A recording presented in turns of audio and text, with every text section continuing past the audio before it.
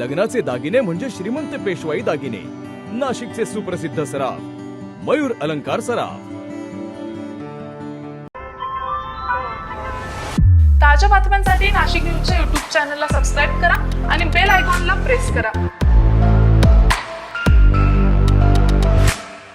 नाशिक विधान परिषद निवडणुकीच्या पार्श्वभूमीवर राजकीय समीकरण वेगानं बदलताना दिसतंय। एकीकडे शिंदे सेनेकडून नरेंद्र दराडे यांना अधिकृत उमेदवारी जाहीर झालेली आहे, तर दुसरीकडे भाजपशी संबंधित गणेश गीते यांनीही उमेदवारी अर्ज भरत आपली भूमिका ठाम ठेवली आहे। त्यामुळे नाशिकच्या या जागेवर नेमका कोणाचा वरचष्मा राहणार आहे याबाबत संभ्रम निर्माण झालाय। नाशिक विधान परिषद निवडणुकीत राजकीय घडामोडींना वेग आलाय। शिंदे सेनेकडून उमेदवारी जाहीर झाली असली तरी स्थानिक पातळीवर तिढा कायम असल्याचं चित्र आहे। नाशिक विधान परिषद निवडणुकीसाठी शिंदे सेनेकडून नरेंद्र दराडे यांना उमेदवारी देण्यात आली आहे, मात्र दराडे यांना उमेदवारी जाहीर झाल्यानंतरही स्थानिक राजकारणात संभ्रम कायम आहे। भाजपचे माजी नगरसेवक आणि गिरीश महाजन यांचे समर्थक गणेश गीते हे उमेदवारीवर अद्यापही ठाम असून त्यांनी अर्ज मागे घेण्याबाबत कोणताही निर्णय घेतलेला नाहीये।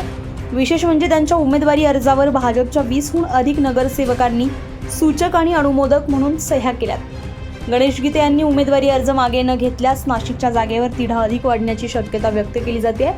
नाशिक विधान परिषद निवडणुकीत हा राजकीय तिढा नेमका कसा सुटतोय याकडे आता सर्वांचंच लक्ष लागलंय। संजय परमार, नाशिक न्यूज, नाशिक।